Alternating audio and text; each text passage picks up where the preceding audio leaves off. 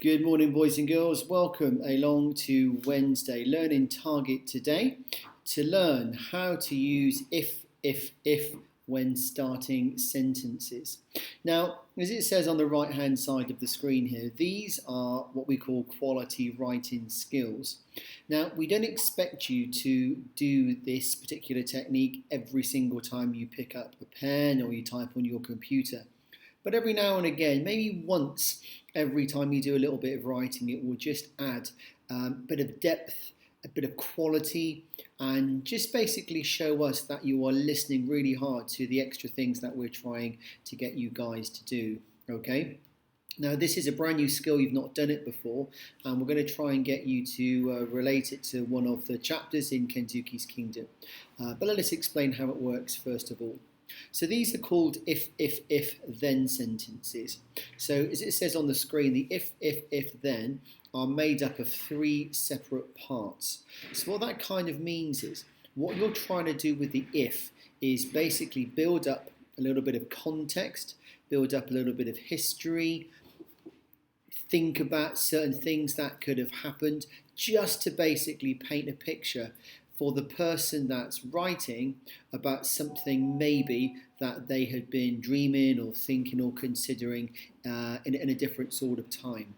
So the two examples we've got there are if the alarm had gone off, if the bus had been on time, if the road repairs had been completed, then his life would not have been destroyed. If I hadn't found my watch, if the alarm hadn't gone off, if it hadn't scared those burglars, then I won't be sitting here today.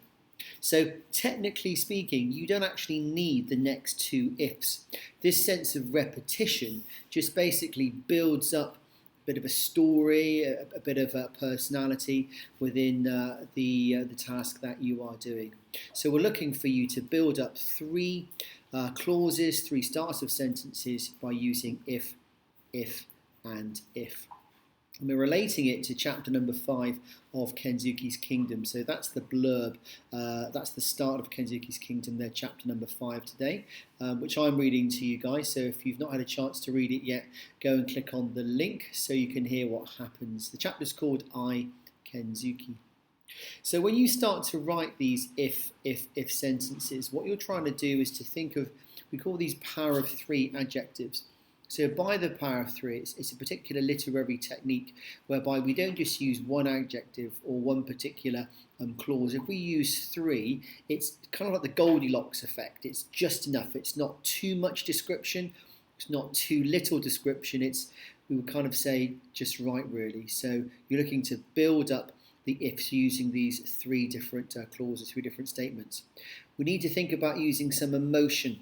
So not just saying things are nasty, things are hard, things are nice, things are horrible. It's not really emotional. Really get to the task and explain precisely what you feel during these specific times within the in the book. We want them to be dramatic and want you guys to use quite a little bit of detail. That's why there's three essential if sentences, three to give you plenty of detail to really explain how you feel at this moment in time.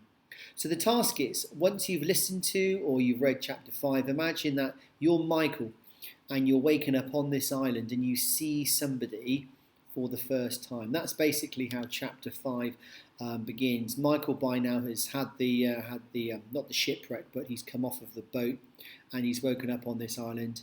He's lived a little bit and then he's seen this guy for the first time. So try and relate it to that. And the 5 sentences you've got on the screen are for you then to make the most of and to put into your own words. So the first one, for example, there, if only I hadn't. If the, if my, then. So what you need to do is to simply finish off the sentences or finish off the clauses.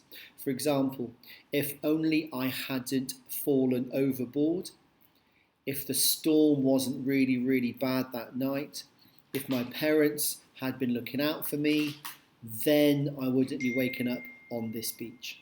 Okay, don't go copying that one, you can do better than that. So there are 5 examples on the screen there that we would like you to finish. What we would really like, though, is to see if any of you can make these sentences your own. Maybe change some of them, maybe make them a little bit more detailed, maybe change some of the characters, maybe add in a few extra examples on your own. As I say, you may never use this again for the rest of this school year, which is fine, but it's just like a tool. It's just something to make your writing that more poignant, that more descriptive, and make it that more interesting for somebody else who is reading it. So today, for English, last of the week, the learning target to learn how to use if, then sentences when you begin starting sentences. So this would typically happen at the beginning of a paragraph. Once again, there are some examples you can see on the screen right now. If the alarm hadn't gone off, if the bus had been on time, if the road repairs had been completed, then his life would not have been destroyed. Good luck, boys and girls. Take care.